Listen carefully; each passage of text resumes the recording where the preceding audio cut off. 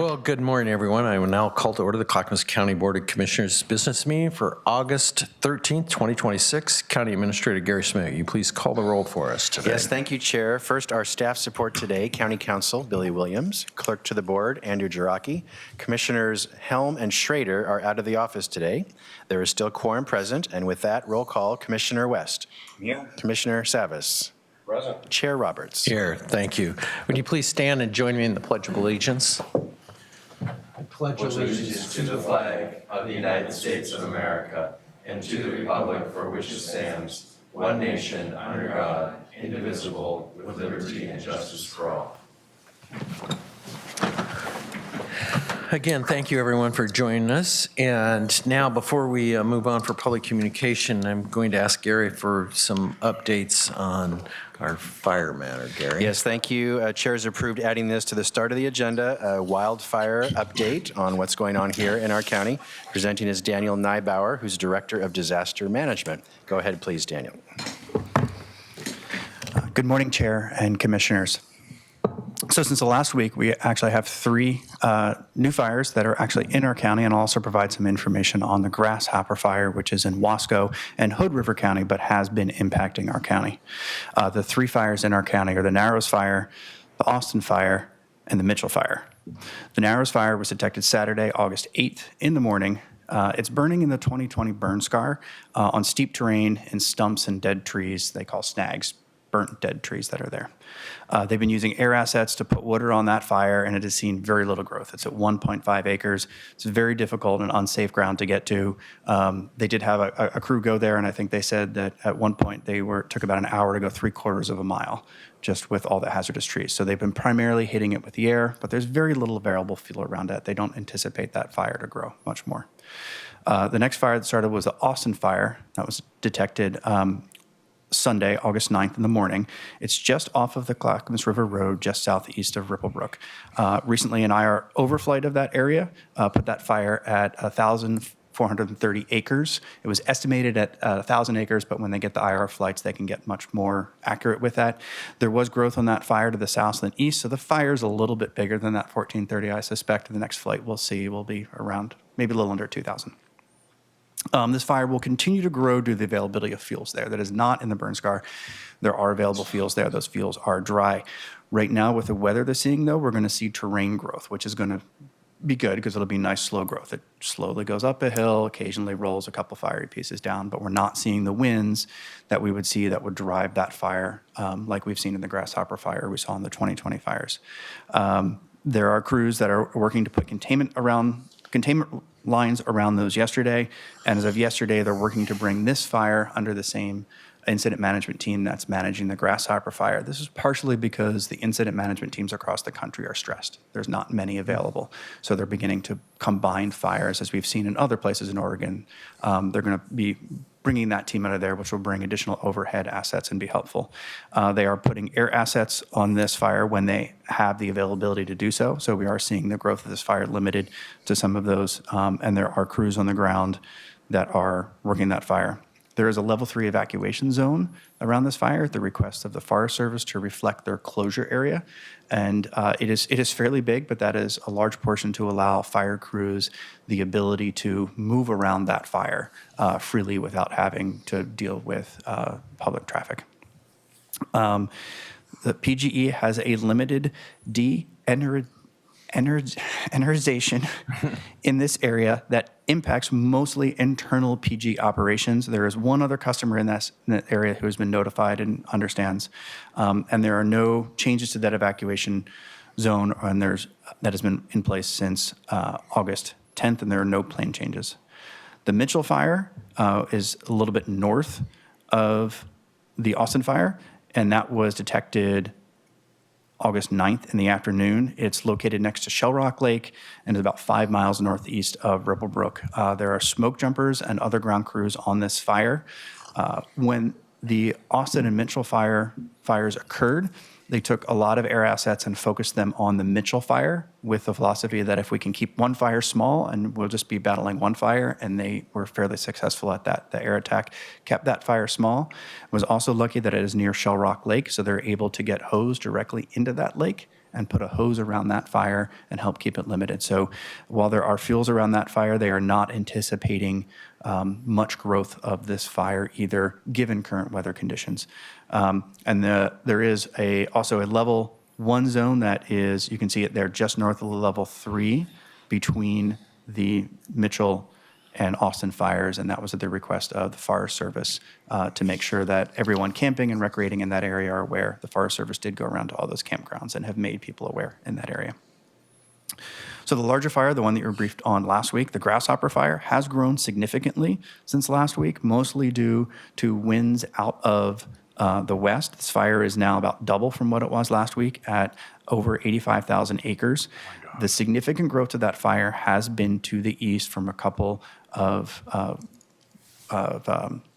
winds that we've had out of the east. At one point, it ran, I think, over 3 miles in an hour to the east. So on the sides that we're a little more concerned about, the southern edge of the fire has good containment lines that have been tested. Fire crews have been making very significant progress on the north and west edges of that fire, and I suspect we'll see some containment on those recently. Of interest to us and of concern is the southwest corner that was just highlighted right there. We're still seeing some small growth on this fire, and due to the terrain, they cannot get direct lines on this fire. The previous incident management team on this established some indirect lines. That means that as the fire grows, it may hit that line and hopefully stop. This new team has been looking at that slow growth and is sending some crews in to do some direct containment lines to that. And so hopefully when those get in place, we'll be able to breathe a little bit easier on what that do. There are current level 1 evacuation zones in place for this fire in Clackamas County. They have not changed since August 4th. We do have a daily call with the team managing the fire that is specifically focused evacuation, and they talk evacuation in Wasco, Hood River, and Clackamas counties, and we assess daily where they feel they are. And they're certainly looking for established containment lines on the west and particularly southwest before we have in-depth discussions on those particular zones. A little bit of outlook. The weather has been favorable to limit all the growth of the Clackamas County fires. Obviously, it did grow the Grasshopper fire, but the weather has been favorable for us with very light winds and cooler temperatures, high relative humidity, so that's been good. We're going to see a slight change into the wind today and tomorrow. We're going to see the wind it will be light, but it will shift from coming out of the west to coming out of the east a bit, and that's going to be bringing some poorer air quality into the county. We're looking, it's right now forecasted to be moderate level through most of the county, although those on Mount Hood will certainly see higher and could be as high as the unhealthy rating up on the Mount Hood area, obviously due to the proximity of the Grasshopper fire, as well as some additional fires up north, because the winds will be coming out of the north as well. In terms of utility, we've been in close contact with PGE. They notified us when they were taking action down there with the Austin fire. There are currently no public safety power shutoff planned, but they, of course, are actively weathering, just like they looked in the Austin fire to change that. And so they will be implementing de-energizations as needed in limited support. And I'd just like to end by reminding everyone to go to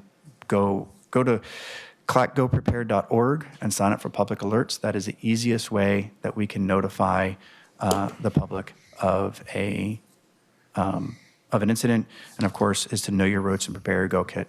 And the evacuation zones up in the Hood River area, it's a great example of people up there that are doing a great job of getting prepared and learning the routes. We're not asking anyone to go yet. It is simply a level 1 in that area. That's what I have. What questions All can I answer? right. Well, that was a fantastic update. I'm sure we have a lot of questions. Commissioner Savas. Yeah, I'm sure they're aware. I'm just really concerned about the region's water supply, both from Timothy Lake down the Clackamas into our area that feeds a lot of Clackamas County, and also the Bull Run Reservoir up at the top of the mountain. I know that's not in immediate jeopardy, but obviously, you know, the one fire is right along the Clackamas River corridor, so that's really bothersome. So I'm hoping that, you know, the powers that be in the hierarchy of the people in charge of these emergencies are mindful of that, and they're directing assets that way, because I'm just pretty concerned. Not only that, but also the infrastructure, especially on the Bull Run. So we can't afford to have this move to the west at all, or the north. And we're already on the line in Clackamas, so I know that area pretty well. It's just bothersome that the Austin fire is where it's at, and it's the winds are coming and changing. I'm worried about that. Yeah, the teams are aware of a lot of the critical infrastructure that's there, and they do certainly prioritize keeping the fire as much as possible away from those areas and limiting it. Yep. That's all I have, Chair. All right, Commissioner West.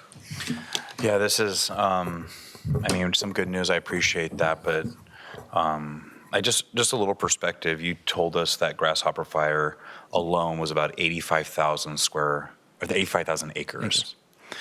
It looks like a giant chunk of the backside of Mount Hood. That is the equivalent to the size of the entire city of Portland. I don't know. I know this is an update based on what's happening in Clackamas, but I can't help but feel a lot of grief. We're talking about we're over 2 million acres, and this is just 85,000 the size of the city of Portland. This is catastrophic, especially what's happening to our neighbors in the eastern part of the state. It's unsustainable. I'm very grieved by this. In our lifetime, that backside of Hood will never look the same again. Maybe for our grandkids, if we somehow figure out how to manage forests, but you keep talking about fuels. This is, it just saddens me deeply. I'm thankful that some of this is slowing down as of right now, that we're getting favorable conditions. I'm concerned for anybody that has property, homes, livestock, livelihoods, communities that are not going to look the same. So I can't help but kind of fathom like the scope and size of the catastrophe that we're facing here in Oregon. Again, this is on top of what already has been burnt. Wasn't that long ago that we lost Detroit and Phoenix, actual cities in this state. And I don't know what it's going to take for us to fund and be serious about real resource management in this state, and put forward policymakers that take that seriously so that we can protect not only our natural resources, but real lives. This impacts real lives. I don't want the whole state to look like a charred wasteland. As this continues to happen season after season, this is just difficult to watch. My family's been here 6 generations. Our family lost a cabin over in Malheur National a few seasons ago. So I know everybody probably, making more of a comment than an ask or anything. But thank you for the update. I've been watching it closely, and it's just very sobering to see this happen in our county, around our neighbors, or in the state of Oregon. So I hope this changes. Thank you. Yeah, just a couple questions. One of which is, I also see here, I know this isn't in our county, but it's red flag warning for scattered thunderstorms over in more eastern Oregon. And can you enlighten us anything more about that? The forecast for thunderstorms, anytime thunderstorms come in the next 4 to 6 weeks, we will likely see fire starts wherever those are. It is very dry across the state. In the earlier part of July, when there was a lot of fires in the state, those were from a storm. You can look at where the track of the storm went, and those where the fires were. So lightning strikes will occur. They will start fires, and you will either they will detect them immediately, or sometimes they can hold over for a few days before they catch and go. So. Okay. And then the only other question I had is maybe you can talk about like what it takes to get state or federal reimbursement at some point in time, and just to understand that more. Sure. It depends on the size of the fire, the impact, the amount of things damaged. So there are fire management assistance grants, they call FMAGs, that come from with these fires, and then there are reimbursements based on the response costs for that. If the fire is large enough, then there's a potential for a disaster declaration, as we got in 2020. And when that happens, it looks not only at response costs, but it looks at infrastructure damage, public property damage as well, and occasionally into individual assistance as well. So based on size, impact, damage of the disaster, they do that. The FMAGs get a little bit more state level, but still need a federal declaration on that. And that process goes through. And then we would look at that. Fortunately, at this point, we're not looking at a fire that big within the county, but I know that several of the other counties are being impacted and have FMAG declarations and are working on disaster declarations. And so following up on that, if I know in the past, we've actually sent staff to help out in the kind of incident management of other fires. So if our employees, Clackamas County, are going there and it's a declaration, then we have the ability to get reimbursement for those financial commitment, I guess, from the county. Is that correct? Yeah, there's certainly multiple options for us. We actually do have one staff member from disaster management that's down the Wright Fire right now. He is a part of the Oregon State Fire Marshal's Green Incident Management Team. He's a communications leader for them, and he's actually been deployed now, I want to say, 4 weeks total with 4-day rest. That tells you how much these teams have been going out there. If we were to send through mutual aid, then we would be looking at that agency potentially to reimburse us. We can also offer that as a donation. Most of the federal declarations will cover 75% of the cost with a 25% cost match. So depending on the jurisdiction and where they are, they may request that, and we would, of course, then come through and consider how we would best support them. And the other positive aspect of that, which I believe wholeheartedly, is you also have that employee come back with a lot more experience in managing fires, which is a benefit if, unfortunately, it hits our county. So I wholeheartedly support that. So thank you for doing that. Commissioner West has another Just a quick question.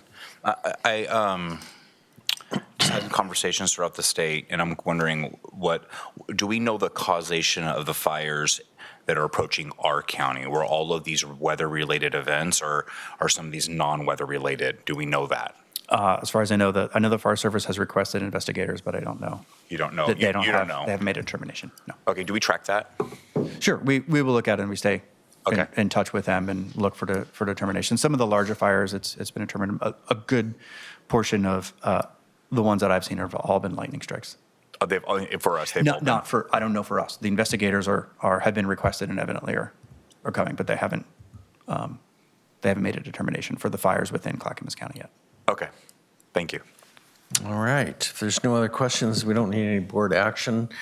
Just want to thank you again and your wonderful staff for giving us an update the other day, and we appreciate it. We'll probably be looking forward to seeing you again soon. So thank you. Thank you. Okay, next up is public communication, and testimony is limited to 3 minutes per person. I just ask your comments to be respectful and courteous. As a reminder, you can email submissions for public communication at bcc@clackamas.us, and they'll be accepted as a part of the public record. I will start out with in-person testimony first, and our clerk will help us moderate that in-person and virtual testimony. So Andrew, go ahead. Thank you very much, Mr. Chair. This is a reminder that we are attending this meeting in person, wish to comment during general public communication about any item that does not have its own public hearing already listed on today's agenda. To please fill out a blue card, deposit in the box, can be found by the center doors. I'll call your name. Please remember to introduce yourself when you come forward. You'll have 3 minutes. First, Arlo Ryan Kiohane. Please forgive me, that's mispronunciation. Arlo Ryan Kiohane, please come forward. You'll have 3 minutes.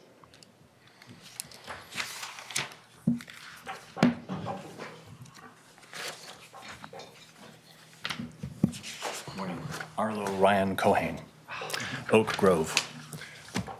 I'm here because I'm not a coward and I will not be complicit. I have heard that if you do not say something is wrong, then that means it's all right. I've not heard a response from the county in any capacity on what is happening around the country, but certainly here in Clackamas, it affects us all.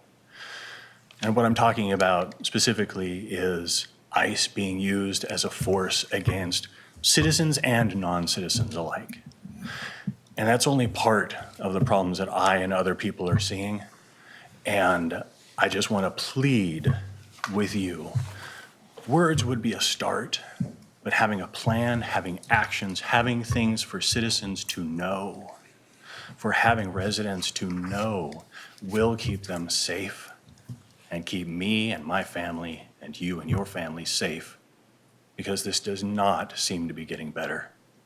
A bully does not stop on their own. A bully is stopped. And saying something is wrong is the start of that process. And so I don't know what that action would be. I'm just a regular person here. But as folks in charge, I look to you and others to start those things. Thank you. Thank you. Thank you. Next, Lori Kimmel. Lori Kimmel, please come forward.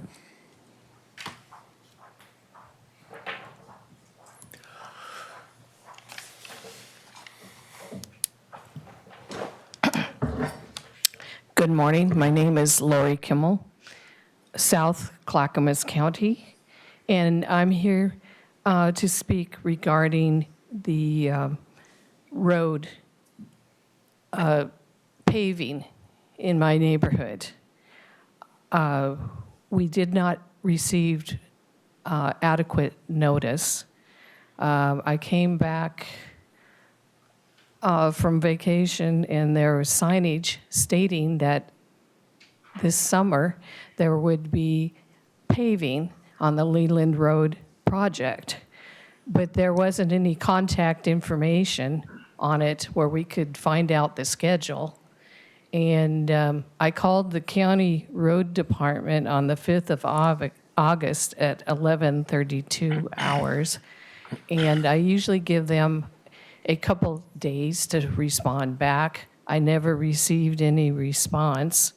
The information that we have received is scattered. On Friday, a private contractor had a woman go up and down the street, and if you happened to be in the front yard, you received a small piece of paper stating when the paving would be and what streets.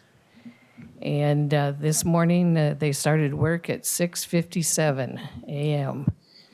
And what I would like is in the future and now to have a contact information posted so that the citizens could contact whoever's in charge of that paving project to get the schedule. I have numerous medical appointments scheduled for this month, and also I do exhibit in the Oregon State Fair. And if I'm locked in, I can't get my exhibits to Salem. But what I'm asking for is to have better communication, better information instead of scattered information, and adequate notice and a contact person on the signage. Thank you. Thank you. Any comments? I think we'll probably hold them till the end, but I think that it's obviously that's something that we're going to talk to staff about and kind of look into this more. So, I know, it's like if the road department doesn't call you back, like I said, I give them a couple days because all there is a recording, not a live person. But if they could just call us back, it's perfectly reasonable. Thank you. yes, thank you. Chair, Lori, if you could maybe share with the clerk, maybe the phone number you called and make sure you got the right number, and then we'll get on it. Okay, I think it's perfectly reasonable to expect a phone call within a couple days. right. Like I said, there's, used to be a live person would answer. But I'll have to look it up on my phone. Okay. All right, Thank you, Lori. I'll give it to you then. Thank you. This is a final call if you're attending this meeting in person, have not yet spoken, and wish to do so during general public communication. Please fill out a blue card and deposit in the box found by the center doors.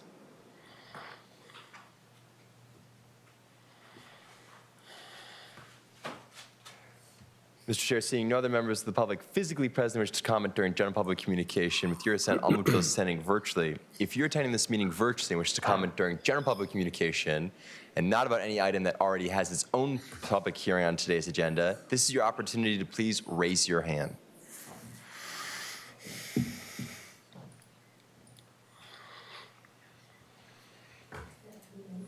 Mr. Chair, I see no other members of the public, either physically or virtually present, who wish to comment during general public communication today. All right, thank you.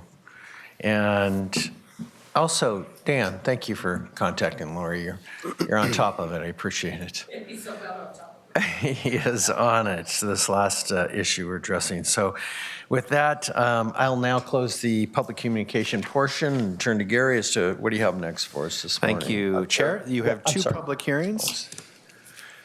Two public hearings. The first is approval of a boundary change proposal for sewer services to territory located at 18112 Southeast Vogel Road in Happy Valley. There is no fiscal impact. There are no county general funds involved. Jeff Munns, Assistant County Counsel, will present. Go ahead, All right, please. Mr. Munns, if you could hold for one moment. I didn't see Commissioner Savis's light on. Yeah, I just, I don't know who to ask, Chair, but the first gentleman who spoke, is there any particular event or issue that, an ICE event here, or I'm not aware of one, but is there, what means can we find out if there's something that actually occurred here? Well, I think we could have staff look into it. Okay. Just want to make sure we find out. There if is there's- not any major events that have occurred I'm recently. not aware of anything, so I know things are I wasn't happening either. nationally, but I'm not aware of anything happening in our backyard. But if there is, I'd like to be aware of it. All right, Mr. Munns, go ahead. All right, thank you. Yes, another annexation into Clackamas County Service District Number 1, one of the component units of West. This property is in Happy Valley. It is a single-family residence looking to connect to sewer. There is a sewer line adjacent to the property to serve this property. All of the notices have been properly sent out and posted and published. We've not received any objections that I can report to you at this time about this proposed annexation. The proposed annexation is consistent with the local comprehensive plan for the county and the city and meets the requirements for the Metro Code and ORS 198, and staff recommends approval of this annexation. All right, thank you, Mr. Munns. Any questions, colleagues, comments? So next, I'll open the public hearing on this item. So clerk, you want to help us on that as well? Thank you, Mr. Chair. If you're attending this meeting in person and wish to comment on this specific item, this is your opportunity to please fill out a blue card and deposit in the box found by the center doors.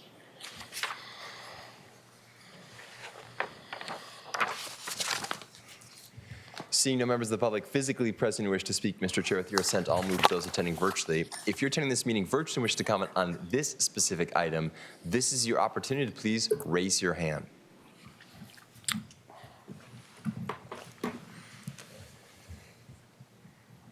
I see no members of the public, either physically or virtually present, wish to comment on this specific item today, Mr. Chair. Thank you, Andrew. I'll now close the public hearing. Any comments from commissioners? Not seeing any. Can I have a motion from one of my colleagues here today? I move we approve boundary change proposal 2026-006. And is there a second? Second. All right, Commissioner Savis has moved to approve the boundary change proposal 2026-006. Commissioner West has seconded that. Any other discussion? Seeing none, clerk, will you please call the poll? Commissioner West. Aye. Commissioner Savis. Aye. Mr. Chair. Aye. Motion passes 3-0, Mr. Chair. Thanks, Mr. Munns. Once again, I appreciate it. And Gary next. Thank you. Your next public hearing is allowance of a revenue bond issuance for Willamette View to finance Southeast River Road campus expansion. The bond value is approximately $155 million. Funding is through Willamette View. No county general funds are involved. Presenting is Dan Johnson, serving in his role as interim finance director. Go ahead, please, Dan. Good morning, Chair and Commissioners. We discussed this briefly with you on Tuesday, but I'm just going to recap it for the public and for your refresher for all of you. This is the first of two public hearings we're going to have regarding this lending.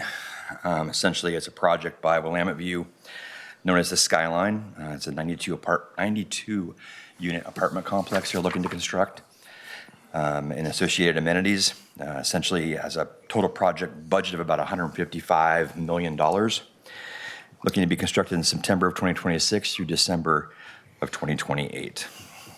Pursuant to the Internal Revenue Code, Section 147F, it requires the elected officials having jurisdiction over this particular area, which is you as the Board of County Commissioners, to authorize, essentially allow the issuance of the bond that's being requested.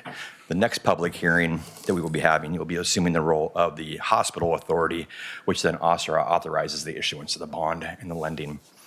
Again, to remind everybody, essentially the Willamette Falls is looking to issue federally tax-exempt debt to support the development they're proposing, and to do that, these two actions are required by the board in their various roles. I'd be happy to answer any questions you might have. All right, any questions? So, yes, just another, I think I know the answer, but I just want to make sure that people are aware that of this bond issuance, there's no county resources, general fund or otherwise, that are being contributed to this project. So this is no county resources, correct? That is correct. Okay, thank you. And also, one other clarification is that this is the first of two hearings. There will be a public hearing, a second one. Did I glean that correctly? Well, there are two hearings today. Today. There's not a second hearing later. Two today under two different governing bodies. Okay, so one under the guise of the county, one under the guise of the hospital authority? Yes. Correct. All right. All right, with that, I'll open the public hearing on this item, and Andrew, ask for your help.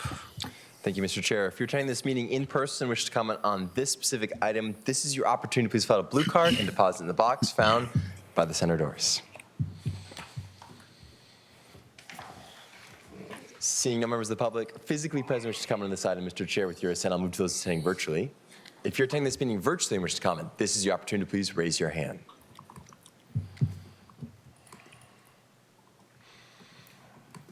I see no members of the public either physically or virtually present wish to comment, Mr. Chair. Thank you.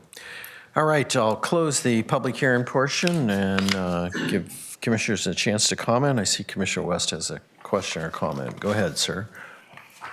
So I know we're gonna probably, the next move is to make a motion about tax exempt bonds. And that's for a way for capital, to help provide capital for projects like this. Can you break down what that means? Is there a local impact to tax exempt bonds? Like where, is it mostly tax exempt on the federal level? Is it tax exempt here at the local level? Can you let us know like where that exemption's coming from and if it impacts our financial revenues here at the county? At its most elementary form, there are, essentially you have an entity under the hospital authority that's looking to have the benefit of a government entities and their tax exemption component authorizing this lending. If they weren't able to come under this component of a tax exemption, there would be additional fees and costs associated with that lending as a whole. Mm-hmm. And this allows them the protections under this authority, the board's authority as the hospital authority to issue that bond.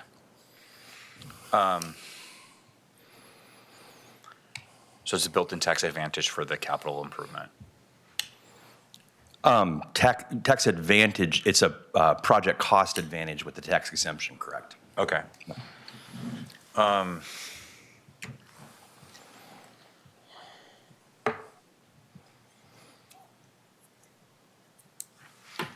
And the project is not just residential living, it also includes a hospital-style beds for maybe memory care patients or later, like, is it also, it is all residential living? It doesn't, I know you guys also offer that service, I see a head nod there. I guess I'm just thinking about, not to throw a wrench in everything, I'm just thinking about, I'll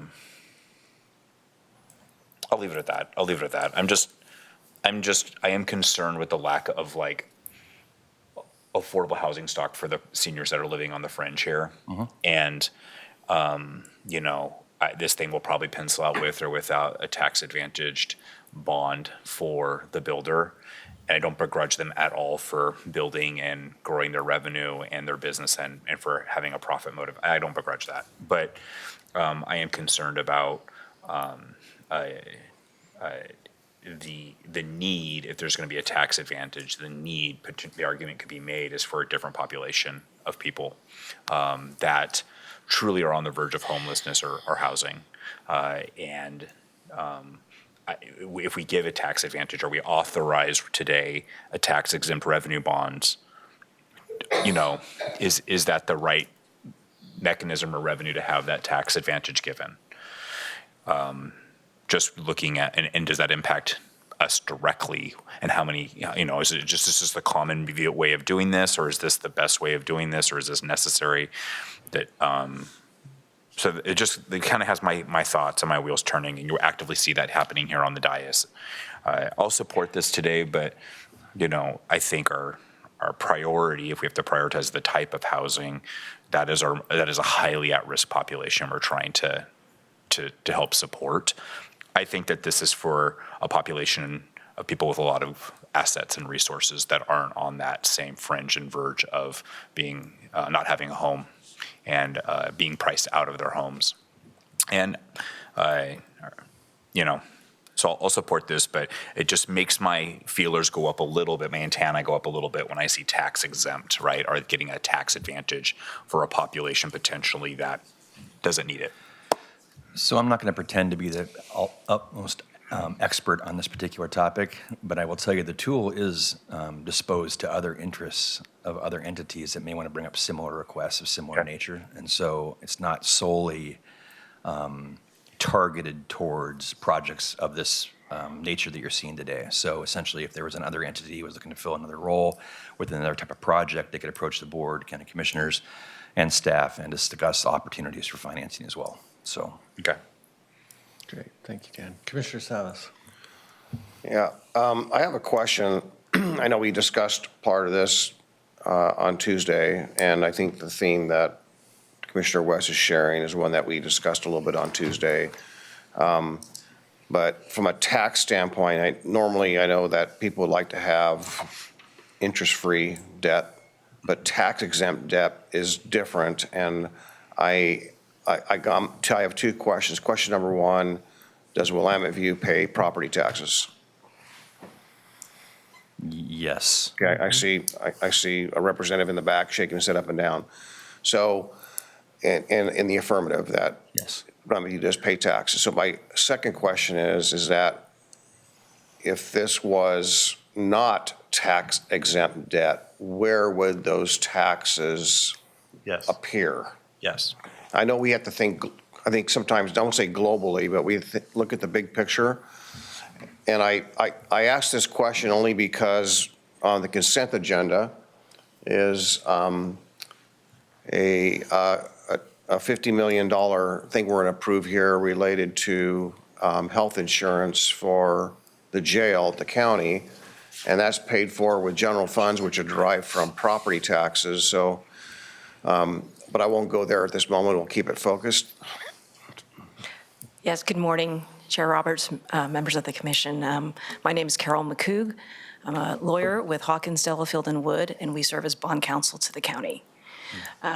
So we represent the county on all bond matters, including this particular one with respect to Willamette View. The question on tax exemption is actually a federal tax exemption. Okay. What it means is that the interest that is paid by Willamette View, the interest that is earned by bondholders, those bondholders do not have to pay tax on that interest earned as income. Okay. So it is a federal tax exemption.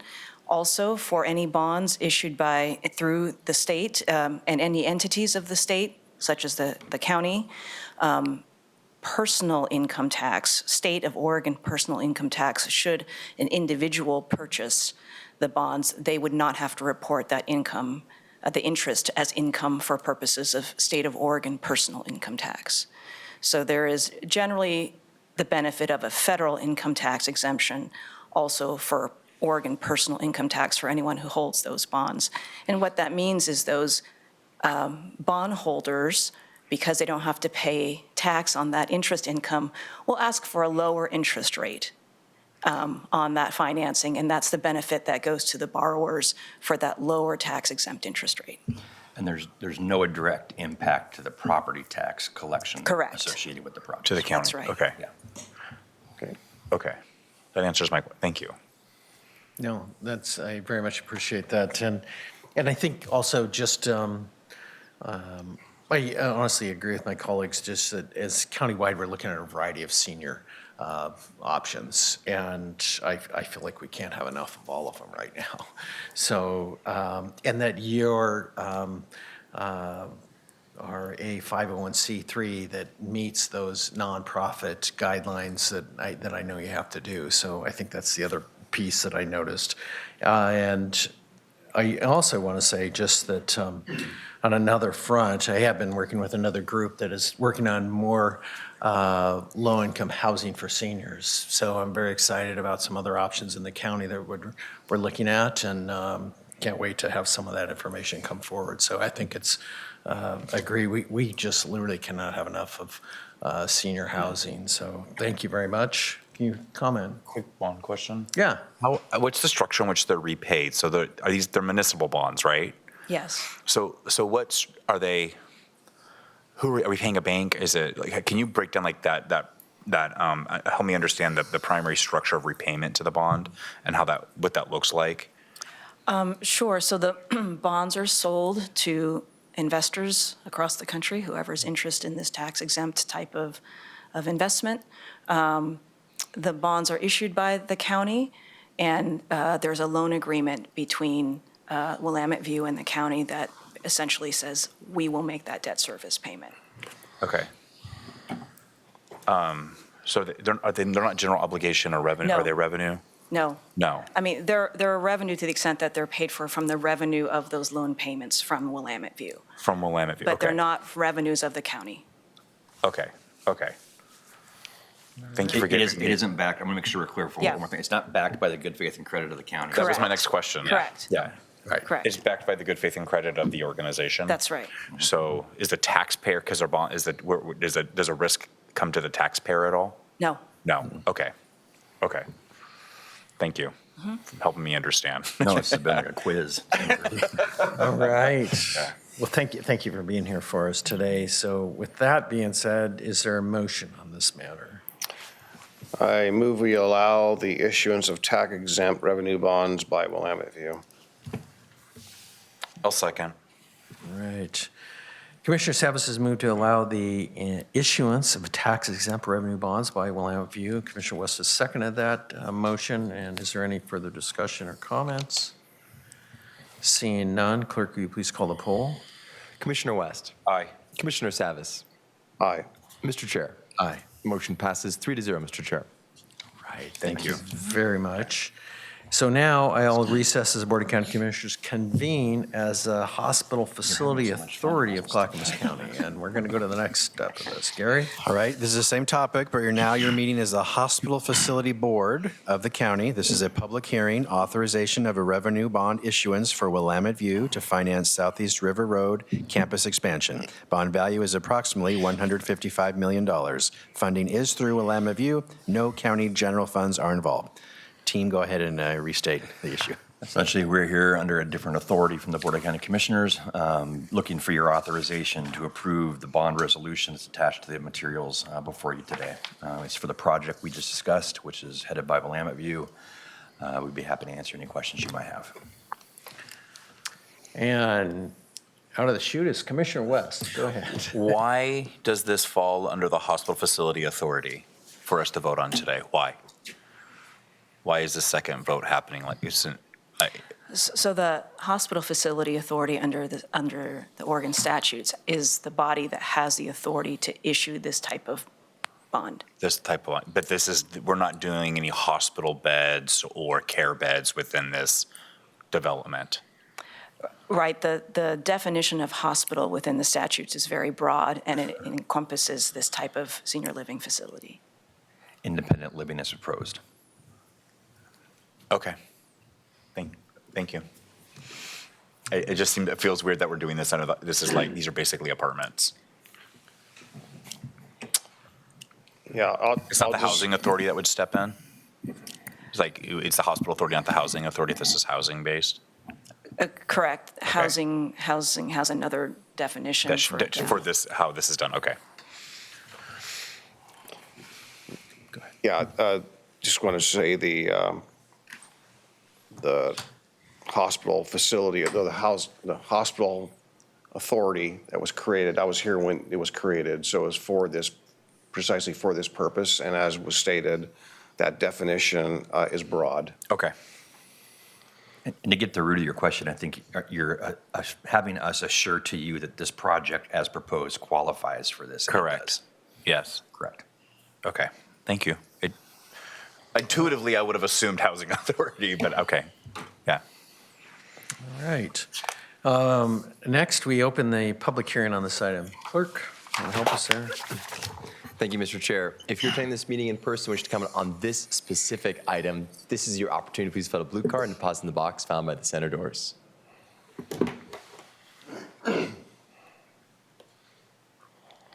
Seeing no member of the public physically present who wishes to comment, with your permission, Mr. Chair, I'll now turn to those attending virtually.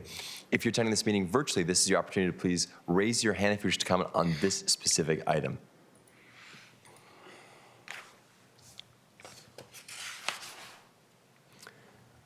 Mr. Chair, I see no members of the public either physically or virtually present who wish to comment on this specific item.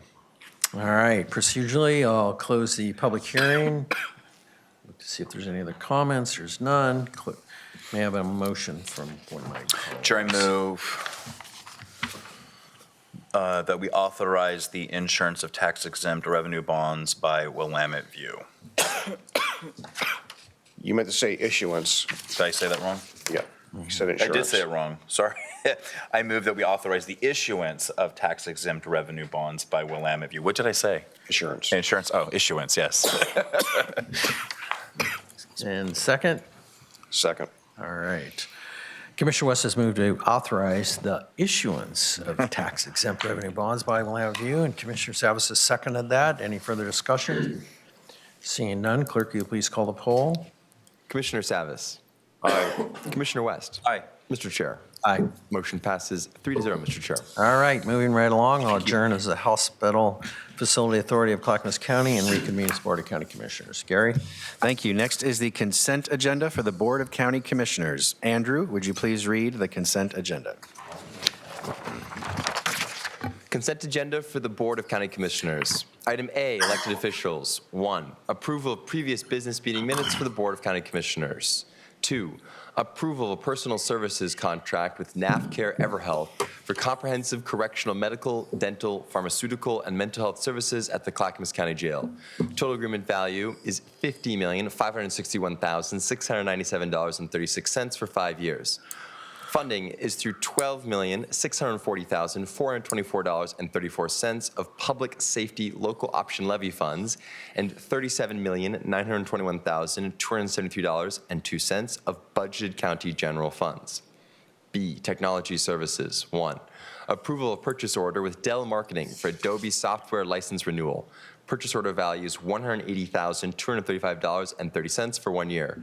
Funding is through departmental cost allocation, which does include a small portion of budgeted county general funds. C, juvenile. 1, approval of a personal services contract with Latino Network for parent and guardian engagement programs. Agreement value is $672,000 for 5 years.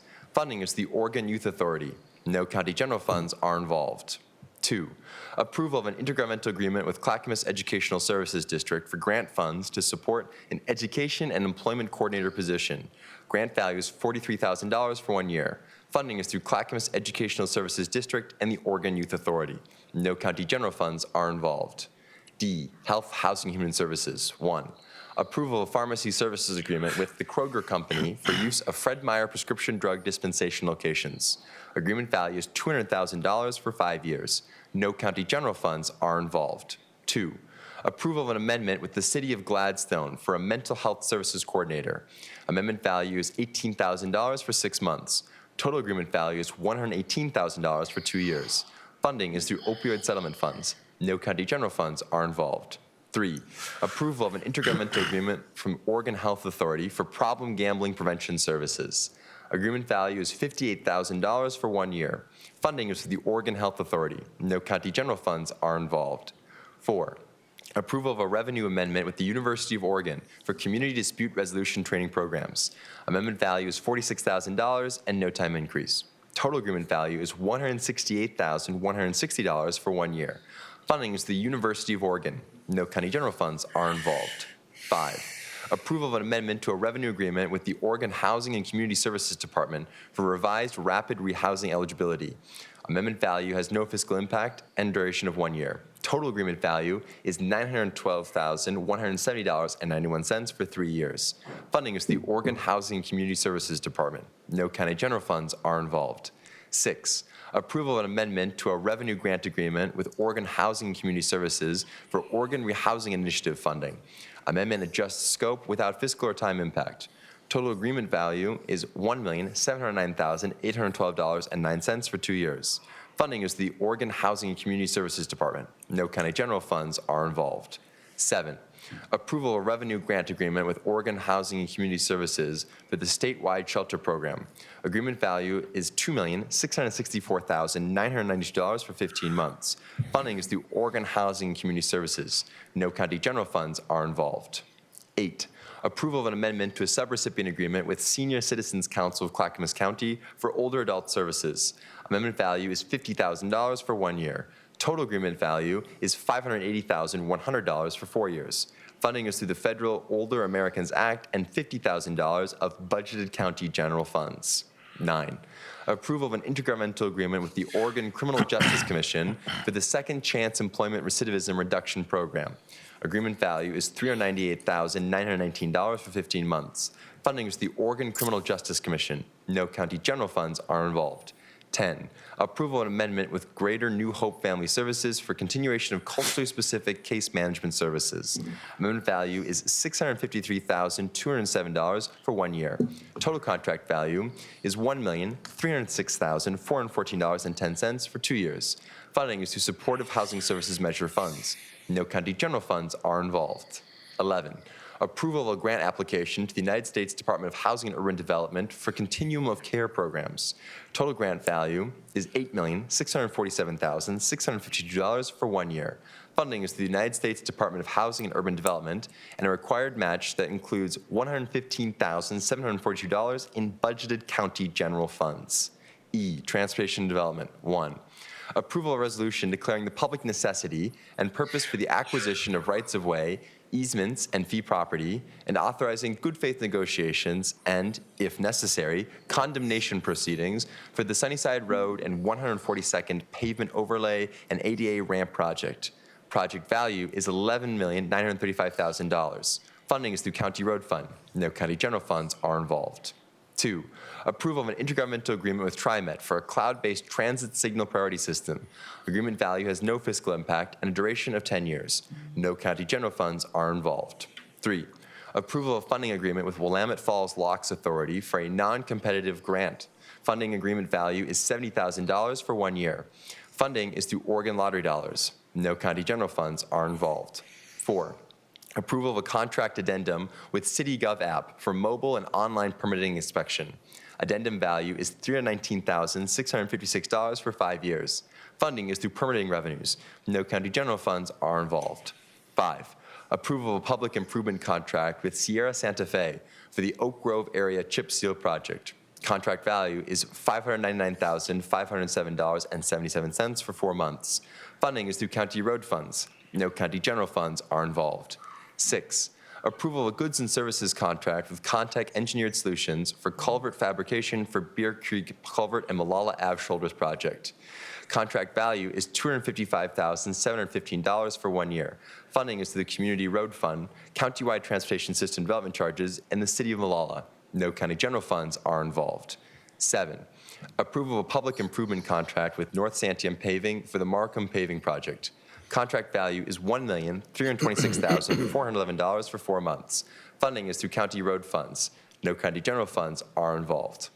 8, approval of public improvement contract with Eagle Elsner for the Bakers Ferry Road paving project. Contract value is $1,434,080 for 4 months. Funding is through county road funds. No county general funds are involved. 9, approval of a public improvement contract with Sierra Santa Fe for the Mount Scott and Damascus area chip seal package. Contract value is $584,077.70 for 4 months. Funding is through county road funds. No county general funds are involved. 10, approval of a contract amendment with KNL Industries for the Thyssen 2 paving project. Amendment value is $375,000 for 1 month. Total contract value is $1,036,939 for 10 months. Funding is through county road funds. No county general funds are involved. 11, approval of public improvement contract with Pacific Excavation for the Oatfield Road Jennings Ave Signal Rebuild Safety Work Project. Contract value is $1,638,000 until project completion. Funding is through the Community Road Fund, Countywide Transportation System Development Charges, and Oak Lodge Water Services. No county general funds are involved. 12, approval of a cooperative contract with Oregon Department of Administrative Services for a purchase order of traffic paint. Contract value is $800,000 for 2 years. Total purchase order value is $1,800,000 for 4 years. Funding is through county road funds. No county general funds are involved. Mr. Chair, that concludes the Board of Commissioners consent agenda. Once again, very nice job, Andrew. Thank you. Any colleague wish to remove any item from the consent agenda? Chair, for discussion, I'd like to pull A2 for discussion, and I will move to approve the consent agenda minus A2. All right, is there a second? I'll second. All right, Commissioner Sevas has moved to approve the consent agenda with the pulling of A2 for discussion. Commissioner West has seconded that, and then I would open it up for discussion. Take the poll? Or did we already do that? We have to vote. We didn't vote yet. Oh, You can vote on discuss, it. you can discuss Approval again or of- go right to the vote. Yeah. We have to vote You on- could discuss again if you wish or go right to the vote. Want to Wait, discuss it? hold on. Are we made a motion and I second to discuss and pull it? So do No. we have to vote on that? I made a motion to approve the consent agenda minus Minus, A2. and then, but we have to vote on that. We have to vote on that. Okay. Okay. I still second that All now right. that, yeah. All right. Clear So as you mud. do have to call the poll. Yeah. Go ahead, Andrew. Commissioner West. Aye. Commissioner Savas. Aye. Mr. Chair. Aye. Motion passes 3-0, Mr. Chair. All right. Now I'll bring it back to item A2. Yes, this for is now a board discussion. discussion item on A2, approval of a personal services contract with NAFA Care EverHealth for comprehensive correctional medical, dental, pharmaceutical, and mental health services at the Clackamas County Jail. Total agreement value is $50,561,697.36 for 5 years.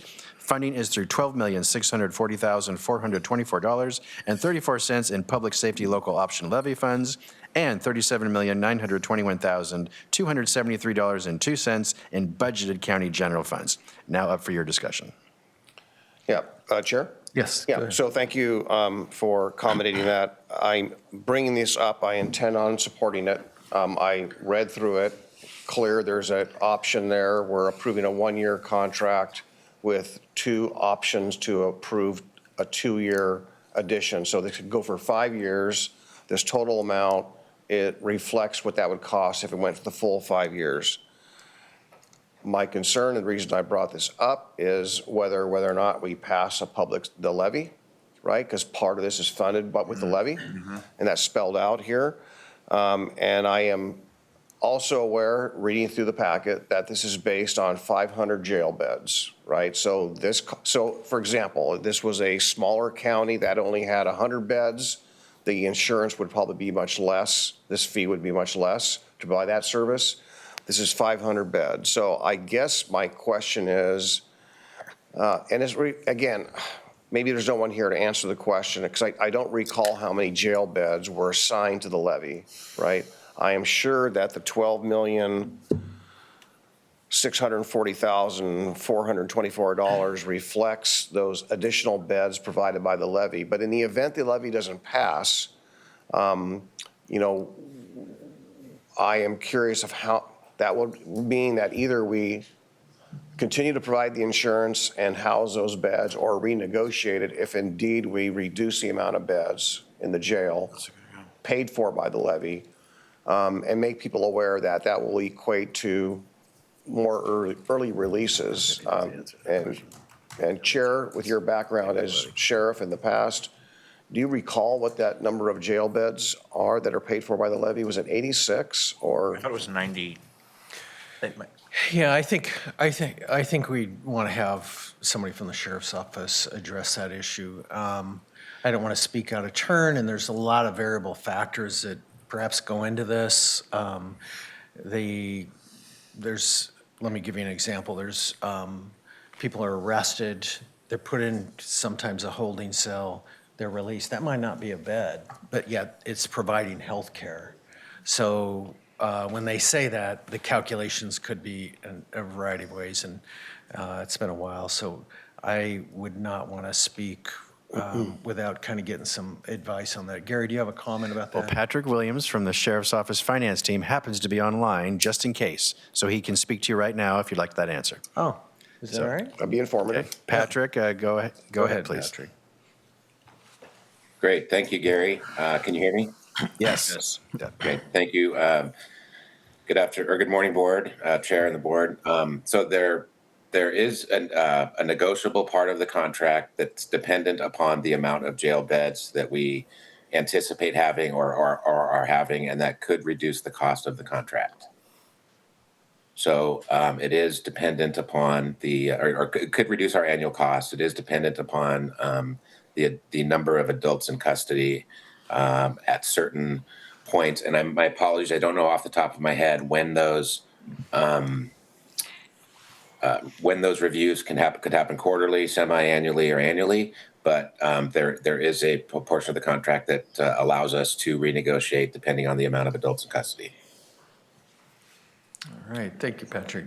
Commissioner Savish, you got a question? Yeah, question, Patrick. Is that like typical insurance that looks retrospectively on how much of the beds were actually there, or is it prospective in that what's anticipated? What are we actually paying for, the looking forward aspect or looking back on what the actual exposure was? I believe it's looking forward. Just looking forward, okay. And the anticipation, yeah, because that was as part of the contract negotiations. That was part of it, and my recollection is Under Sheriff Eby and Captain Freeman anticipated potentially less jail beds being in use in the future, and it got us down to this number. And once again, like I said, if that goes down, it could be less expensive as well. Okay. And just to add something too, that we spent a lot of time working with EverHealth NAFCare and looking for every single cost savings down to individual pharmaceuticals or individual drugs to make sure that we were finding every potential savings and keeping in mind what we're required to do by law, what we're required to do that the county expects of us. And then lastly, I think you're aware of it. For the last several years, we've received national awards for our partnership with EverHealth NAFCare and the work that they've done for the county. And they've been a great partner, and we expect them to continue to do so. Great. As always, Patrick, thank you for your great work. I really appreciate you. Thank you. You bet. Question. Yeah, go ahead. Hey, Patrick, it's Commissioner West. I feel like I'm talking to the ceiling. Right. A quick question for you. We went out for a competitive bid process for this, correct? Correct. But we have a long-standing relationship with NAFCare, like long-standing. Several years, yeah. Several years, yeah. What was the competitive bid process like, and did we get a number of other players that bid for that contract? Yeah, it was the process was guided by the county's procurement rules, and we unfortunately got 2 respondents, and We evaluated the respondents, and NAFCare was the clear winner based on what they were able to provide for us. And once again, it's not only providing this medical care stuff and pharmaceuticals. The NAFCare takes on a lot of risk for us, a lot of liability, and they've demonstrated that they can manage that professionally and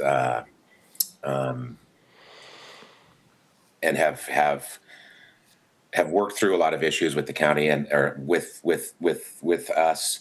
And that was one of the things that really made them stand out. In addition to the services they provide, was their work in mitigating liability and risk. Yeah, terrific. Thank you, Patrick. Yeah. Yes, the only thing I'd like to add, and that is first of all, we used to have our own doctors, nurses, and provided our own health care at the jail. And at that time, my goal was to get medically accredited, and have virtually found out that that was not attainable, number one, without going for contracted outside services. And the other thing, that the cost for internal services was so expensive. Oftentimes, our physician at that time would say, somebody would come in, and usually, oftentimes you'll hear this is, oh, I've got chest pains. And next thing you know, you're transporting somebody to the hospital with 2 deputies, emergency room cost. And we were actually at the top of the list for transports for the state of Oregon to the hospital because of wanting to mitigate liability, I think, for the physician at hand. And so with this contract, what happens is they can have off-site cardiologists that can review EKGs, can give advice and go, okay, this person does not need to go to the hospital. And on top of that, it was really a lot higher level of care. So people got assessed as soon as they came in. To me, it was much better care. They are medically accredited now, so they meet super high standards. And I really believe the cost is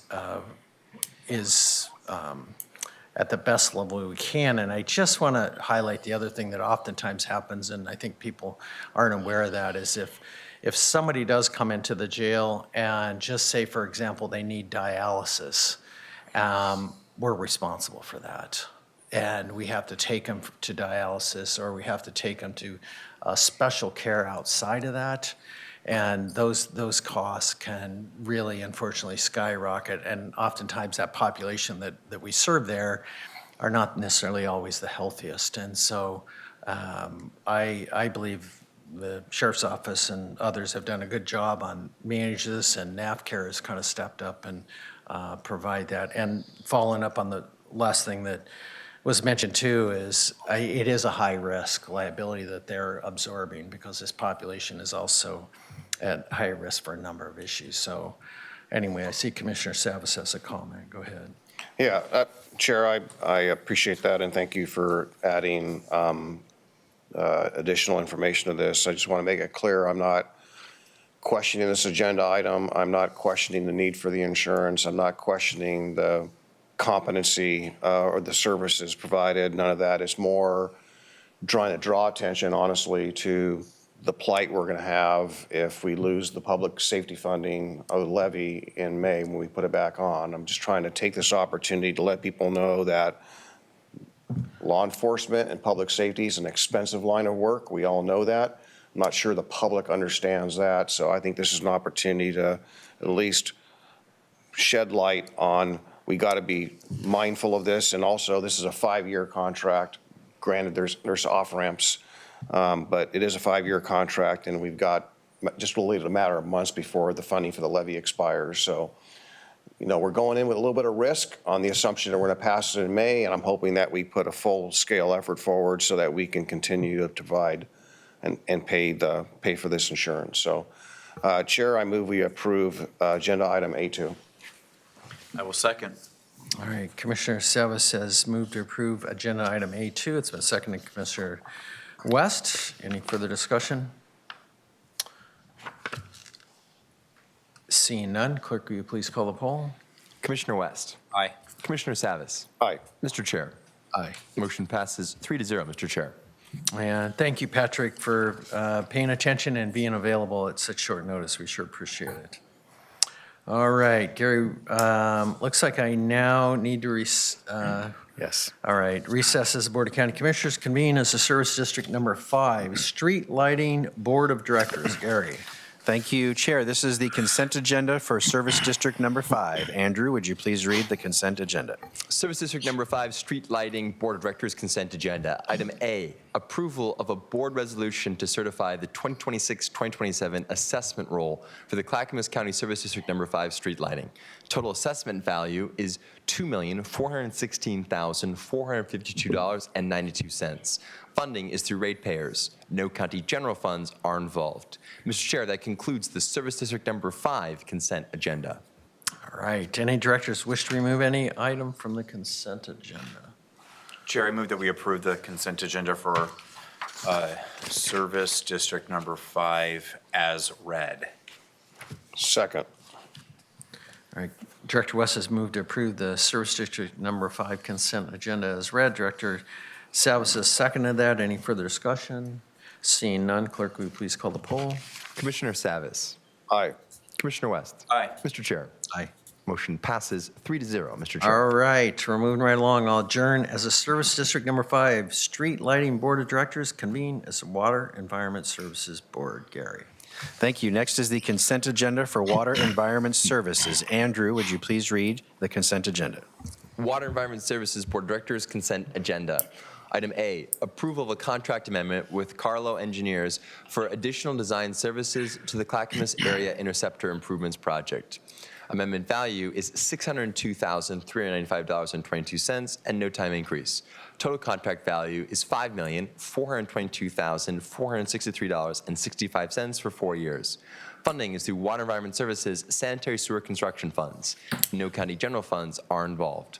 B, approval of a contract amendment with OTAC for additional engineering services to the Upper Kellogg Capital Improvements Project. Amendment value is $139,213 and no time increase. Total contract value is $1,014,537.78 for 4 years. Funding is through Water Environment Services Surface Water Construction Funds. No county general funds are involved. C, approval of a board resolution exempting the Sandy River Lane Force Main project from competitive bidding and instead authorizing selection by request for proposals.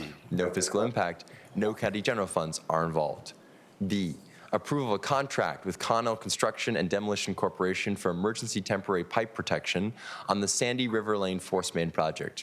Contract value is $524,513.05 for 1 year. Funding is through Water Environment Services Sanitary Sewer Construction Funds.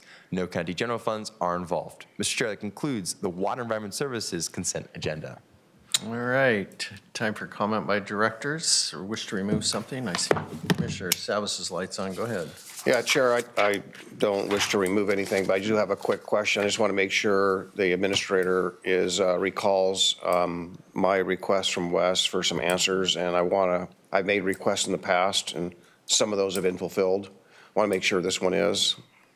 I don't need it today, but there have some that have not been fulfilled in the past. So I hope it's not words that are just lost, that it's actually fulfilled. Everything a commissioner asks is responded to, and if you have evidence, it's not, tell me. And we have talked about this, Commissioner, but these items you asked for on the Sandy River Lane, item C, will be responded to you. Yes, Right. thank you. Thank you. Chair, I move we approve the West consent agenda. Second. All right, Director Salvis has moved to approve the West as a consent agenda, seconded by Commissioner West. Any further discussion? Clerk, you want to call the poll?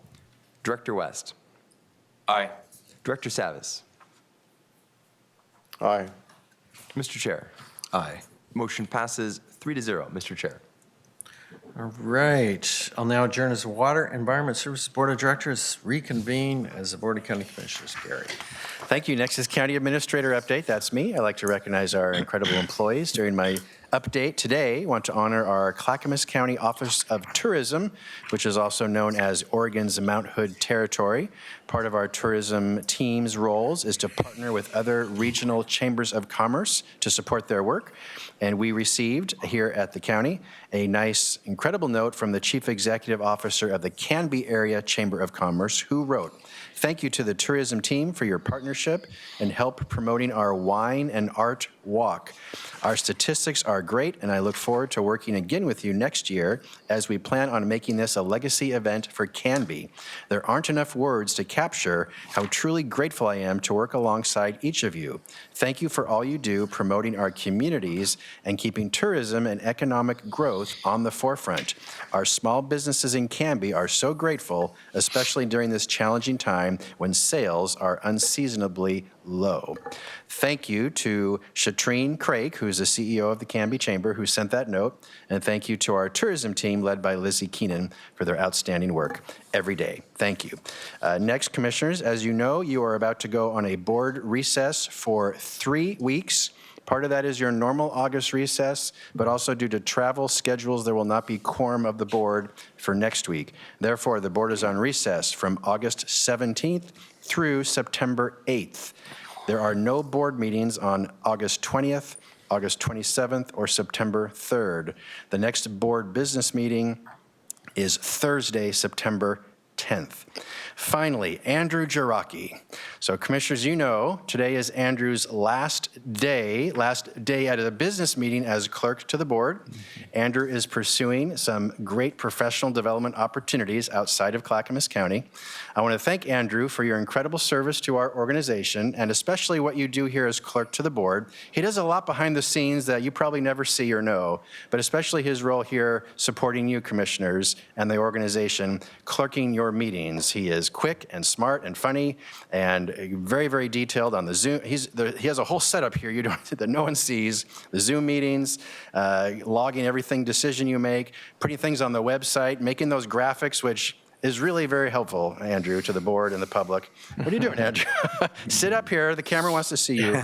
But we thank you. I thank you for your service to our organization. We're going to miss you, Andrew. And someday, I know you'll be back. You might be sitting at that dais someday, and that would be great for our county. So thank you, Andrew, for your service. We're going to miss you a lot. And that is my update for today. Thank you, Commissioners. Yes, isn't he great?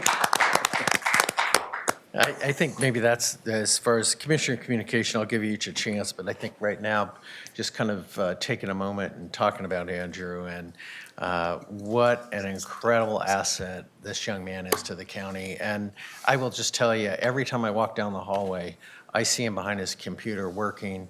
He's never just chit-chatting. He is incredibly committed to doing such an amazing job. There's a lot of important documents that need signed, and he'll get in his car and come track me down somewhere. We need this signed today. It's a last-minute deal, so it's day or night. He is. I just have to say, I've been so impressed with his professionalism, how he really works and treats people, and just his dedication to this county and the people that serve this county. And as many of you know, sometimes it's challenging when people come testify.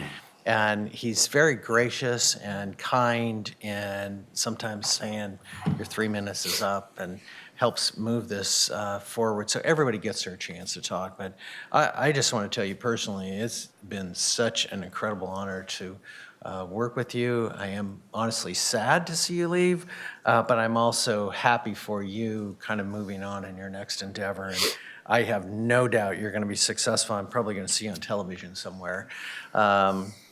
Probably even singing. He's so talented. So anyway, maybe I'll just let the other commissioners comment on Andrew, and then we'll come back. Commissioner Savas? Yeah, I would concur, and I'm going to expand on this, but I do want to say one thing. As being here for my 16 years now and seeing clerks, I don't know why that position draws in talent, but every clerk that we've had has brought in something new and innovative.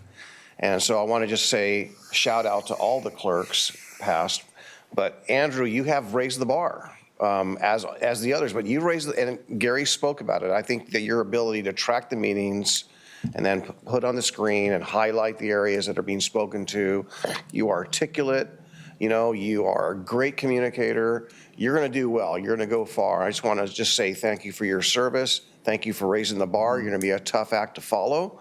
But I know you'll do well, and Andrew and I share the same birthday, not the same day.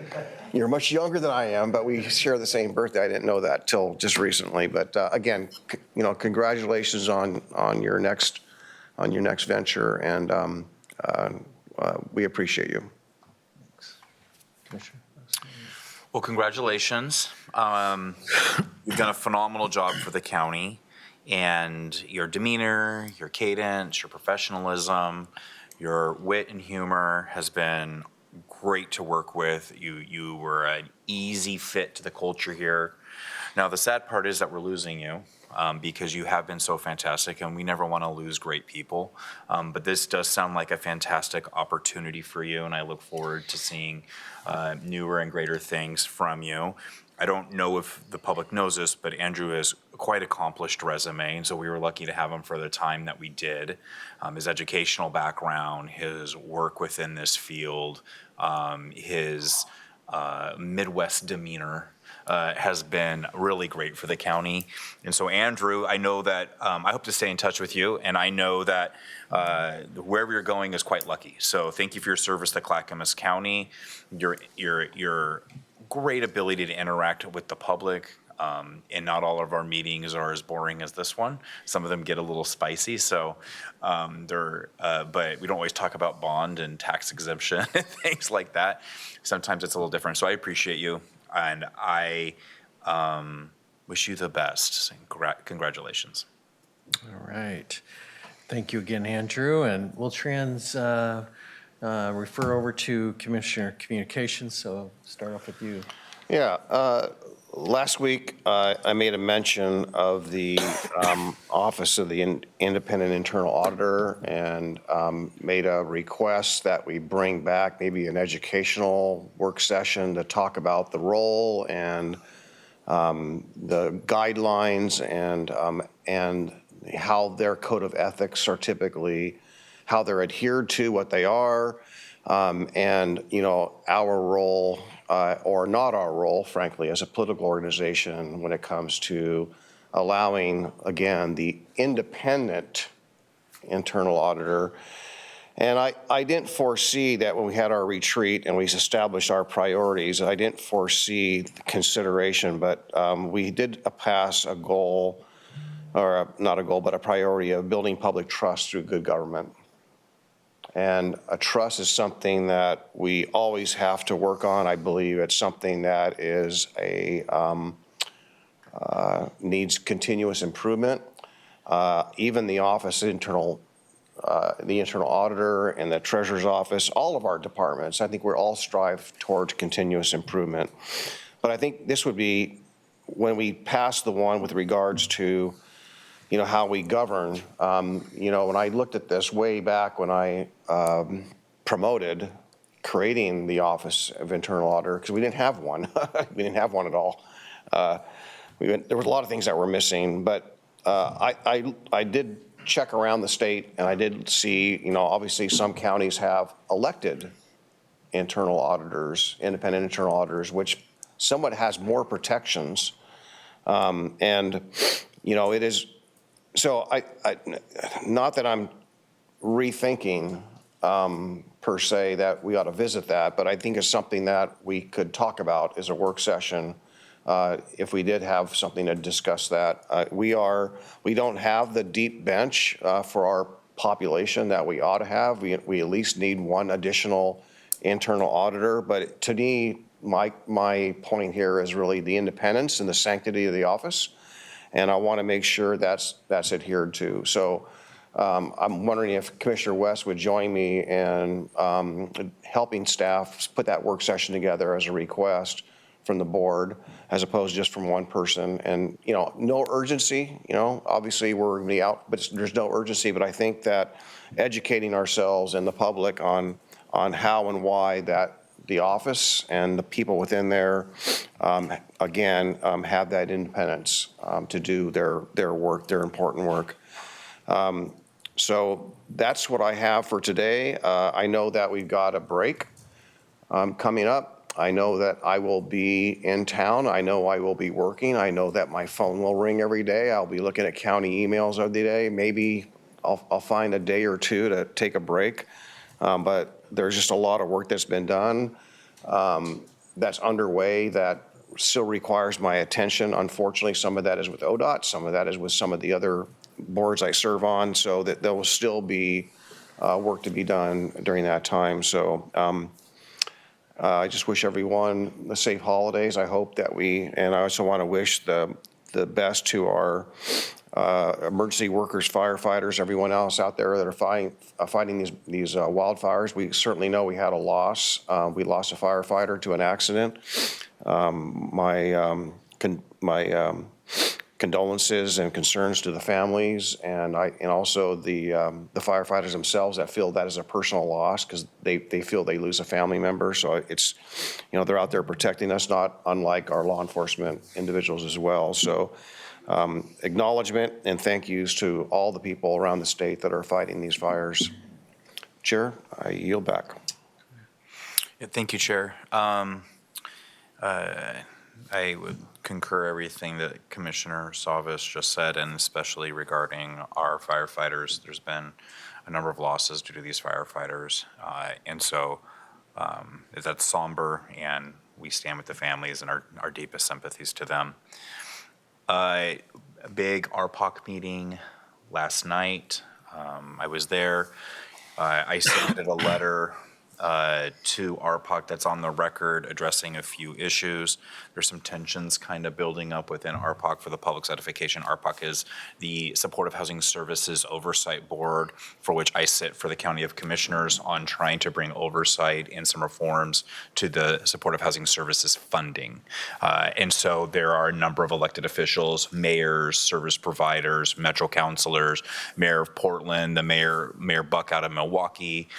We had Mayor Beach Pace there out of Hillsborough. We have Mayor Gresham. So a number of local elected officials, some service providers, and Metro. So we meet pretty frequently. The meeting was last night during, you guys were all dealing with the North Clackamas Parks District. I know Commissioner Savas was there.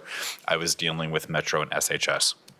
I submitted a 3-page, 2-page letter with some observations that I made regarding the oversight. There's a couple tensions, and we're trying to provide some language to Metro to make sure that we have some safeguards and controls around understanding and vetting service providers to make sure that we know that they're able to provide the services and they have the financial stability to provide services to this population, understanding and having some type of dashboard or reporting system around KEIs, which are environmental factors that impact funding throughout our entire system that we may not have control over it, like state and federal funding, like the state pulls back on rent assistance. What does that do overall to our local systems that are funded primarily by SHS? Before SHS, the county to deal with this crisis had maybe $8 million. With SHS, we've built out a system where it's $60 million a year. So significant, and that's why we've been able to build out that recovery-oriented system of care. There's real strong tensions between the mayors and some of the counties in Metro. We don't have that tension.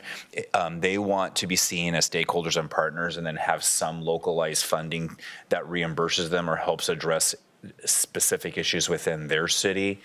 I highlighted the fact that with staff under my leadership early on, we actually implemented a grants program through SHS around $8 million that allowed local cities in Clackamas County to come with proposals on how to address real issues. So Wilsonville's proposal was different than Lake Oswego's proposal, for example. So we're trying to be supportive. I've been supportive of the city's Aspen initiative. We have some tension there, working through that. And then what does it look like with more financial CQI type of controls and overall controls within the system for oversight that are specific to? And then what are the best practices that we already have in Clackamas County that has allowed us to avoid to avoid big, serious catastrophes with near misses, but our controls held in place, or we acted appropriately, where we haven't had the same negative news stories that they maybe have had in Clackamas County. So good coalition building around that. That was a lot what came up yesterday. If you may remember, maybe it was 2 years ago, I was the co-president, I was the co-chair to the president's work group out of Metro. Lynn Peterson, a former Metro president, and myself co-chaired kind of the meetings that were the precursor to RPOC. One of the things that we pushed in the county was an overall audit of the system that manages SHS. We got pushback from elected auditors as that's our purview. We don't want you to do an audit. So we said, fine, let's do an assessment. We kind of had to negotiate what we could get away with. That assessment is out. I have a printed copy in my briefcase, but I think it is important for this board and the members of the board to be familiar with what was found in that assessment. And looking forward, I would love the board's feedback on your thoughts with that assessment. It's not a quick read, but it's not a horrible read either. And there are some things that we already know that are obvious, but I think one of the things I appreciated that came out of the assessment was clear that these functions are best done at the county level, that these are county-led type policies and interventions, and that more regionalized metro approach that centralizes that authority is not necessarily what came out of that assessment. There's been tension points around how we structure this moving forward. It is complicated. There are a lot of moving parts. The interests being advocated for the mayor of Portland are not the same as Lake Oswego or the same as Beaverton. There's similarities, and there's a lot of cooks in the kitchen, but some things are starting to move forward. We'll be making some votes here pretty soon, so I'll keep the board apprised of that. But it's been a lot of work, and I'll make sure that staff gets you guys that assessment. And I don't know if you guys had a chance to see the letter that I did submit. It was from my office, not on behalf of the board, but I was pretty sure I was representing pretty well what we had already talked about. So I'm more than happy to answer any questions from either one of you or offline. But that has been an update that I think is important to get out there regarding RPOC. So, and with that, I will yield back, Chair. All right, thank you. So it kind of ties in with part of which I was going to talk about. I actually had a meeting with the Metro President, Juan Carlos Gonzalez, and it talked about a lot of the issues I'm sure you guys discussed at your meeting, and really trying to get a better understanding kind of where things are headed a little bit. It was very interesting. One of the conversations I had with him too is, we've had discussions about perhaps an event center and some of those things in the county, and they're in charge of the Oregon Convention Center and some of the things that they're changing.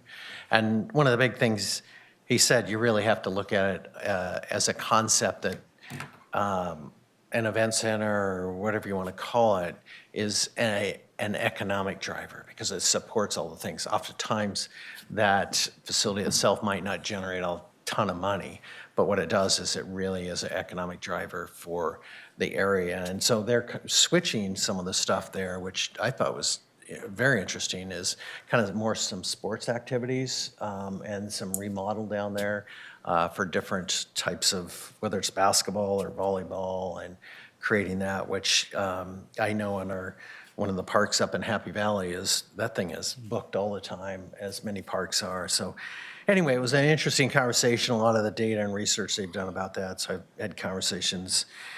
And one of the highlights for me this week was also Emily and I went to the Clackamas Free Clinic, which is over at the community college. And we met with Lisa Stenson, the executive director there. And I just have to tell you, I was so impressed about the number of volunteers. I guess I'm always, when I hear people volunteer in so many ways, it's very appreciative. I mean, from doctors to students to nurses to CNAs, that they just volunteer tons of hours to come and provide clinics services. So I thought that some of this data was interesting. So there's, in Oregon, there's 9 free clinics in Oregon, and actually 2 of those are actually in Clackamas County. And just to kind of give you a reference for Oregon as to how many we have, Washington State has 77 free clinics. So a huge difference. And so unfortunately, we are really behind on that, and that they're really, the majority of it is staffed by volunteers, medical care services, foot care, eye exams. They have a great extensive partnership with the community college about opportunities that are kind of want to go into that healthcare field. And they have medical assistants, they have medical scribes that they all work with the doctors. And I actually spoke with one of the doctors there yesterday, and they're trying, it's also a little bit of a teaching facility as well. And so I just was, the other thing that I really wasn't aware of is how far people come to go to this clinic. So we have people from Hood River, from Multnomah County, seeing a huge influx from the Canby area. And when we really kind of talked about some of the reasons why, it had to do with lack of healthcare coverage. And so, and what I thought was also interesting is many of the people that come actually have one or two jobs, and they don't qualify for Medicare, and they don't have enough money to pay for their own insurance. So they're kind of caught in the middle. And so anyway, I think it's just an incredible service. And that's why, speaking of volunteers, I want to take just a moment and recognize a volunteer I heard about yesterday. And this is something that I've been wanting to do for a while, because every time I'm touch base with like volunteer connections and I sit down and talk to people and I hear what they volunteer, I am absolutely just blown away. And it is honestly very inspiring to hear what a number of these people do for our community. And one of them just turned 100, and I go, oh my gosh, you're volunteering and still giving back to the community. I mean, it is so touching. So I wanted to, I know we're going to try and put her picture up, and this is kind of one of the things we've been working on. And this wonderful lady is Heather McNeil, and Heather McNeil's a volunteer nurse serving at the Clackamas Free Clinic for the last 15 years. It's worth mentioning that Heather previously worked for Clackamas County as a community health nurse for 20 years before retiring in 2004. And throughout her years of service, Heather has become indispensable member of the clinic community. She consistently steps up whenever she's needed. Her clinical experience, positive attitude make her a trusted resource and an absolute role model. She's a wonderful volunteer at the dental clinic, at the Clackamas Free Clinic, which they host. She creates special care bags for each patient and includes a handwritten inspirational note. And this thoughtful gesture really reflects a genuine compassion and commitment to ensuring that every patient feels valued, cared, and encouraged. And at 85 years old, Heather continues to show up every Monday to volunteer and still holds an active license. So I just want to say thank you to Heather for her service and the care that she does for Clackamas County. And it's just an honor to say a few words about her. So thank you very much, and appreciate that, and staff for recognizing her. So with that, that is all I have today, except for I want to turn to Gary. Is there anything else before we wrap it up? That is all for today. All right. On behalf of the Board of County Commissioners, thank you for joining us. And Andrew, thank you for your service here to Clackamas County, and we all wish you the very best, and we'll be back here September 10th. Have a great day.